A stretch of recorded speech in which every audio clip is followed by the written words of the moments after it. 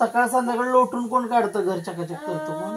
Mummy आणि पप्पा. हा, माझ्या स्वतःची तयारी मीच करून चालली.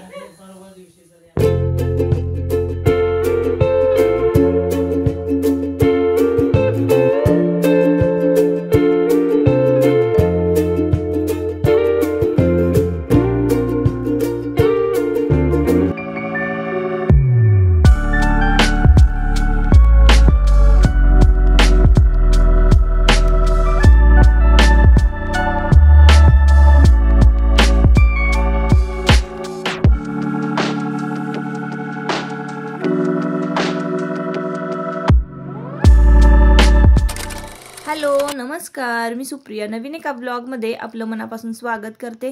तुम्हाला आजचा दिवस सुखाचा, आनंदी आणि आरोग्यदायी जावो. तुम्ही जी काही स्वप्न पाहिली असतील ती सगळी स्वप्न तुमची पूर्ण होत. त्याचबरोबर शुभ सकाळ सर्वांना. सकाळची वेळ आहे आणि 10:30च्या आसपासचं हे टायमिंग असावं. तर ना कपडे धुवून घेतलेले आहेत. तर खाली येते बागेत कपडे धुवायला. छान निवांत बसून ना इथं स्वच्छ कपडे धुता येतात. तर बरेच दिवस झालं पाय पुसणे धुवायची राहिली होती. तर पाय पुसणे सुद्धा आज स्वच्छ धुवून घेतलेली आहेत. आणि आज ना बऱ्यापैकी चांगलं ऊन पडलेलं आहे. आता हे ऊन किती वाजेपर्यंत टिकेल हे काही सांगता येत नाही. कारण सध्याचं असं वातावरण आहे की रोज दुपारचा ना 2च्या नंतर पाऊस चालू होतोय. आणि थोडंसं जे काही सकाळचं ऊन आहे तेच फक्त म्हणजे कपडे वगैरे वाळत घालण्यासाठी किंवा इतर धान्य वगैरे काही वाळत घालायचं असेल तर त्यासाठी मिळते. असो, आता इकडे पायपुसणे वाळत घालून घेणार आहे. तर बरेच दिवस झालं नाही पायपुसणे धुवायची राहिली होती. धुवायचं म्हटलं की पावसाला सुरुवात व्हायची. तर आता कुठे योग आलेला आहे.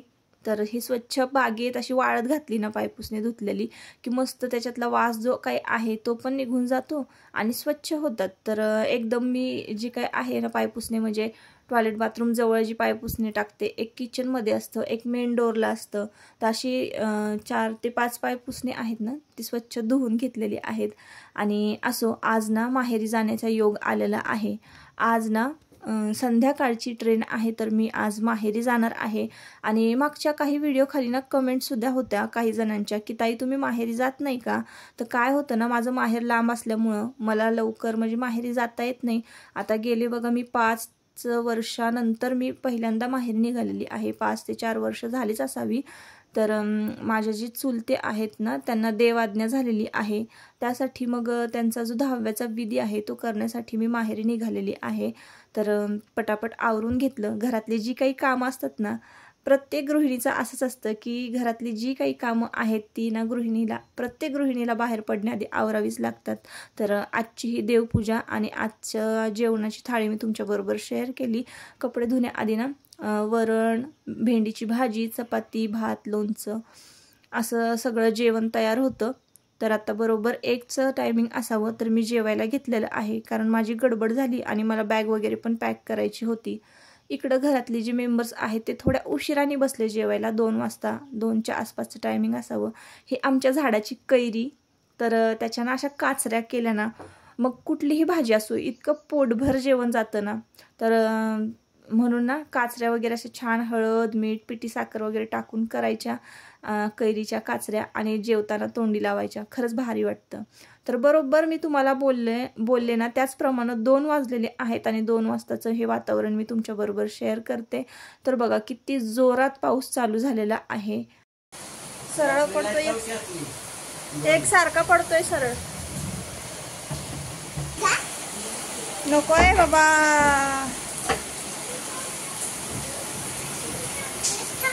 तर जेवणं वगैरे झाली आणि लगेचच भांडी वगैरे स्वच्छ केला, कट्टा स्वच्छ केला आणि लगेच आता मला ना आवरायला घ्यायचंय.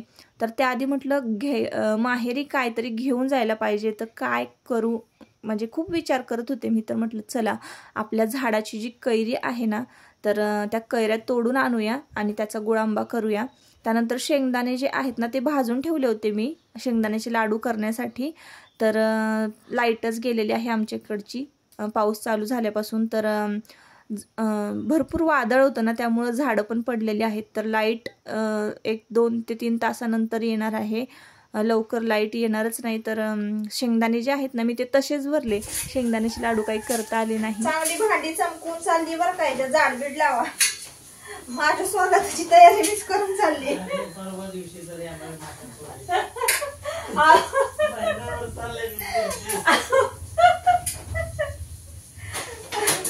काय म्हणते मी.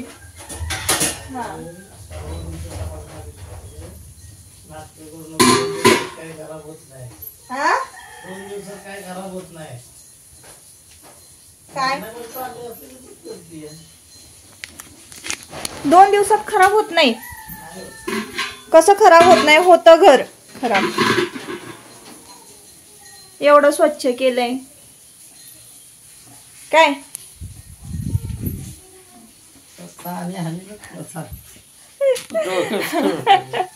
घर स्वच्छ ठेवायचं. कळालं ना. असं पण मीच रोज लोटून झाडून करतो. अहो गो बाई ग, किती मोठं. रोज रोज ठीक आहे. रोज तुझ्या मी ही जे आहे ना आयडीला माझा व्हिडिओ टाकतो रोज काय करतो. माझ्या आयडीला का तुमचा व्हिडिओ. तुमचं डेली रुटीन नंतर नाही माझा डेली तुमचा डेली रुटीन तुमच्या चॅनलवर टाका ना. इकडे मी काय म्हणते, बाळा रोज झाडून लुटून पप्पा करतो ना. बाळा कोण करता तू. काय बाळा ही बघ शब्दात गंडवती. नाही बाळा सकाळ संध्याकाळ लोटून कोण काढतं घरच्या कचक करतो कोण. पप्पा. हा कधीतरी लोटून काढत असाल. कधीतरी मम्मी काढते. कधीतरी मी काढते. हा पप्पाच काढतोय ना बाळा. कधीतरी रोजच मम्मी काढणार. बाळा मी काढत नाही. मी काय काम करत नाही. अरे करते की. मग मम्मीलाच काम करून दे ना मग पप्पा. हा करून दे मम्मीला सगळं काम. मग तुम्हाला कोण सांगतं करायला. बघितलं का तुम्हाला कोण सांगतं करायला. फॅमिली कुठली युट्यूब फॅमिलीला सांगते. युट्यूब फॅमिलीच्या साक्षीनं सांगते. घर जर स्वच्छ ठेवलं नाही ना तुम्ही मी येईपर्यंत तर लक्षातच ठेवा. लक्षातच ठेवा. मी काय करेन ते लक्षातच ठेवा. इतके भांडे ना. म्हणजे बघा मला काम लावून जाते भांडी घासण्यापासून. नाही भांडी मी ब्लॉग मध्ये नाही हॅलो मी म्हटलेच नाही भांडी घास. नमस्ते नमस्ते. काय काय नाही. मी नाही बोलणार. मी नाही बोलणार. तुम्ही काय बोललात. काय बोललो कोण चालू. नाही तुम्ही का आता बोललात. मीच घरातलं सगळं करतो. मग तुम्ही म्हणणार का मी सगळं करतो. तुम्ही सगळं करता का. हा मीच भांडी घासतो. भांडी तर कधी बघितलं काही भांड झालंय का कधी हातामध्ये. साफसफाई करून म्हणजे म्हणते मी स्वच्छ ठेवा घर एवढंच म्हणते. घर स्वच्छ ठेवा म्हणजे भांडी बिंडी घासा म्हणते का मी तुम्हाला. हा कट्टा बिट्टा काय स्वच्छ ठेवायला काय होतंय तुम्हाला. 2 दिवस स्वच्छ ठेवायला काय होतंय. तुम्हाला सांगते तेवढं. नाहीतर मग काय खरं नाही.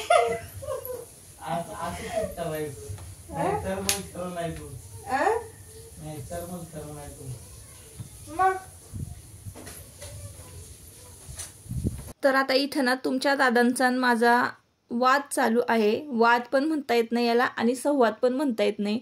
दोघांच्या कसं असतं दोघं पण एकमेकांना आहे ना तेवढीच धमकी देतो आम्ही. एखादं काम जर आपलं जे आहे ते साध्य करून घ्यायचं असेल ना तर मग आमच्या दोघांचं असंच असतं.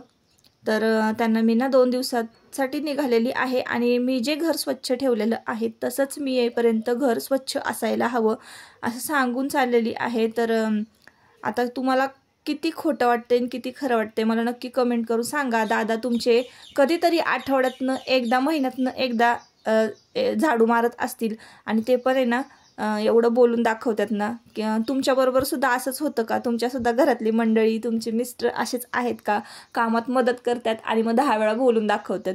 नक्की कमेंट करून सांगा. तर तो एक गमतीचा भाग झाला. असो आता इकडे ना 3 कैऱ्या घेतलेल्या आहेत. मोठ्या मोठ्या छान कैऱ्या कापून आणलेल्या आहेत आणि त्यांना बटाट्याची जी साल खिसायची हे असतं ना साल काढायचं त्याने साल काढून घ्यायची आहे. बघा मी ज्याप्रमाणे काढते ना त्याचप्रमाणे साल जी आहे ती कैरीची साल काढून घ्यायची आहे आणि त्यानंतर आपल्याला आहे ना ही कैरी जी आहे ती चांगली खिसून घ्यायची आहे.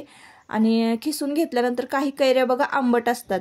तुम्हाला जर हा गुळांबा आहे ना वर्षभर टिकवून ठेवायचा असेल तर तुम्ही ना कैरी जी आहे ती अजिबात धुवू नका, जरी आंबट असेल तरी. कारण धुतली ना कैरी किंवा खीस जो आहे कैरीचा तो धुतला ना तर अजिबात वर्षभर हा तुमचा गुळांबा टिकणारच नाही. तर मी काय करणार आहे, थोडासाच करणार आहे आणि लगेच संपणार सुद्धा आहे तो. मम्मीला जेवण जात नाही त्यामुळे ना तिच्यासाठी मी थोडासा गुळांबा करते, जेणेकरून ती थोडं थोडं तोंडी लावून तिचं पोटभर जेवण तरी होईल. तर हा खीस जो आहे ना तो 2 कैऱ्या छान मोठ्या मोठ्या खिसून घेतल्या आणि ना खीस जो आहे कैरीचा तो धुवून घेतला, छान पिळून घेतलेला आहे. आणि त्यानंतर एका पातेल्यामध्ये ना 2 चमचे तूप घातलं आणि हा जो कैरीचा खीस आहे ना तो त्या पातेल्यामध्ये घालून त्या तुपामध्ये छान परतून घ्यायचा. त्यानंतर आपल्याला आहे ना छान एक 2 ते 3 मिनटं हा जो कैरीचा खीस आहे तो परतायचा. आणि मग त्यानंतर आपल्याला आहे ना जेवढ्या प्रमाणामध्ये आपण कैरी घेतलेली आहे म्हणजे कैरी खिसायची आणि एखाद्या वाटीमध्ये ठेवायची. वाटी एखादी गच्च भरली की त्याच वाटीचं माप जे आहे ते गुळासाठी आपल्याला वापरायचं आहे. म्हणजे गुळ तेवढाच भरून घ्यायचा आहे जेवढा कैरीचा खीस निघेल. जर तुमची कैरी खूपच आंबट असेल तर तुम्ही गुळाचं प्रमाण जे आहे ते थोडंसं वाढवू शकता. पण जास्त पण असं जर तुम्ही गुळ वापरला ना त्यामध्ये तर गुळांबा आपण कसा गोड आंबट असाच असतो, तर तो गोड आंबट अशी टेस्ट येणार नाही, म्हणून नुसतं गोड गोडच लागेल. तर त्याच्यामुळं तुम्ही गुळाचं प्रमाण जे आहे ते तुमच्या पद्धतीनं तुमच्या आवडीनुसार घ्या. तर इकडे थोडंसं तूप मला कमी वाटत होतं म्हणून मी 1 चमचा पुन्हा तूप घातलेलं आहे. आणि पुन्हा ह्या कैरीचा खीस जो आहे आपल्याला तो छान परतून घ्यायचा आहे. आता वर्षभर तुम्हाला जर हा गुळांबा टिकवून ठेवायचा असेल तर अजून एक टिप मी तुमच्याबरोबर शेअर करते. तर तूप जेव्हा आपण पातेल्यामध्ये घालतो ना आणि तूप वितळलं की त्यामध्ये ना 4 लवंगा आणि 2 दालचिनीचे तुकडे घालायचे. ते छान तडतडले की मगच आपल्याला त्यामध्ये कैरीचा खीस घालून हलवायचा आहे आणि मग त्यानंतर गूळ घालायचा आहे. तशी ही रेसिपी सोपीच आहे, पण ना व्यवस्थित काही टिप्स आणि ट्रिकनुसार करावी लागते तरच आपला गुळांबा जो आहे तो वर्षभर टिकतो, नाहीतर मग अजिबात टिकत नाही. आठवड्यानंतर लगेचच गुळांब्याला बुरशी लागते. तर फ्रीजमध्ये जरी ठेवलात ना तरीसुद्धा बुरशी लागते असा हा पदार्थ आहे. कारण मागच्या वेळेस ना आमच्या नणंदबाईंनी आणि मी केलेला गुळांबाना तर त्या गुळांब्याला बुरशी लागली होती आणि त्यांनी पण कैरीचा खीस जो आहे ना कैरी आंबट असल्यामुळं धुवून घेतला होता, त्यामुळं त्याला लगेच बुरशी लागली. कैरीचा खीस जो आहे तो तसाच वापरला ना न धुता, म्हणजे पाण्याचा जराही अंश त्या पदार्थामध्ये नसावा. ज्याप्रमाणे आपण लोणचं करतो, लोणच्याला कधी पाण्याचा हात लागू देतो का नाही, तर तशाच पद्धतीनं आपल्याला हा गुळांबा करायचा आहे, म्हणजे तो वर्षभर टिकेल. तर हा तात्पुरता आपला खायला केलेला आहे, त्यामुळं ह्या कैरीचा खीस जो आहे ना तो मी धुवून घेतला होता. तर अगदी सविस्तर मी या रेसिपीचं तुमच्याबरोबरच म्हणजे सांगितलेलं आहे. काही टिप्स आणि ट्रिक्स पण शेअर केलेल्या आहेत बरं का. आता गूळ जो आहे ना तो मी माझ्या अंदाजे आता वाटीभर होती, एक मोठी वाटी ना कैरीचा खीस होता, तर बरोबर 1 वाटी मी गूळ घातलेला आहे. बारीक चेचून घालायचा गूळ आणि बारीक चेचल्यानंतर गूळ वाटीत घालून मग माप घ्यायचं आणि मग घालायचं. तर 1 वाटी मी गूळ घातलेला आहे आणि 1 वाटी कैरीचा खीस होता. तर असं तार बघायची, तार येते का दोन्ही बोटांवर गुळाचा जो पाक आहे ना तो घ्यायचा आणि एक अशी तार धरली की लगेचच आपल्याला गॅस बंद करायचा आहे. नाही तर जास्त वेळ जर तुम्ही परतलात ना तुमचा गुळांबा एवढा कडक होईल ना आणि संपूर्ण जी रेसिपी तुम्ही केलेली आहे ती बिघडून जाईल, असा मऊसूत तुमचा गुळांबा होणार नाही. म्हणून ही टिपसुद्धा तुम्ही लक्षात ठेवा. गूळ जो आहे तो जास्त शिजवायचा नाही आहे कैरीमध्ये, नाही तर मग तुटणार नाही, कडक होईल तुमचा गुळांबा. तर असो, आता त्यानंतर ना गुळांबा हा एका प्लेटमध्ये काढून घेतला. छान तयार झालेला आहे, वास पण एवढा भारी सुटलेला आहे ना. आणि टेस्ट तर आता थोडं थंड झाल्यानंतरच आपण करूया. तर आता थंड व्हायला हा गुळांबा आहे ना बाहेर ठेवून देणार आहे आणि लगेचच मग मी बॅग भरायला घेणार आहे. पण त्याआधी दाखवते तुम्हाला की कसा झालेला आहे. इतका छान गोल्डन असा कलर आलेला होता, तर तुम्हाला जवळून दाखवते बघा. आणि एकदम मस्त खीस वगैरे किती छान दिसतोय, गुळ पण छान वितळलेला आहे. तर अशा पद्धतीने आपला छान टेस्टी गुळांबा तयार झालेला आहे. आजूबाजूचं वातावरण बघा, पाऊस पडून गेल्यानंतर एवढं भारी दिसतं ना, एकदम मस्त झाडाशी चकाकायला लागतात. तर असो, आता ना बॅग भरून घेते. खूपच म्हणजे खूप उशीर झालेला आहे ताईंनो. बरोबर 4ची एसटी आहे मला वाईवरून वाटार, आणि ती जर हुकली एसटी तर मग नंतर आपल्याला एसट्याच नाही आहेत. आणि जायचं की नाही याच ह्याच्यात होते मी.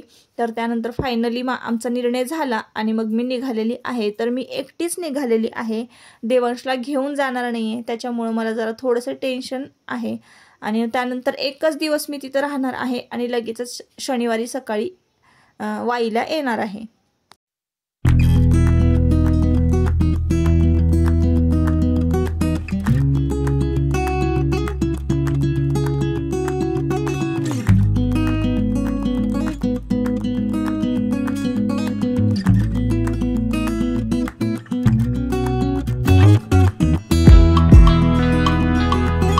ऐन वेळेला ना बॅग भरायला घेतलेली आहे, त्यामुळं अजिबात सुचत नव्हतं नक्की काय घ्यावं आणि काय नाही. तर एक साडी आणि एक ड्रेस फक्त घेतलेला आहे, लगेच येणार आहे त्यामुळं. आणि कपडे तर तुम्ही कपाटात बघत असाल ना, एवढे अस्ताव्यस्त झालेले आहेत ना की चला मग म्हटलं घरी आल्यानंतर आपल्याला आपलं काम जे आहे ना ते वाट बघत आहे. तर हे कपाट वगैरे ना एखादा दिवस काढून आवरून घेणार आहे.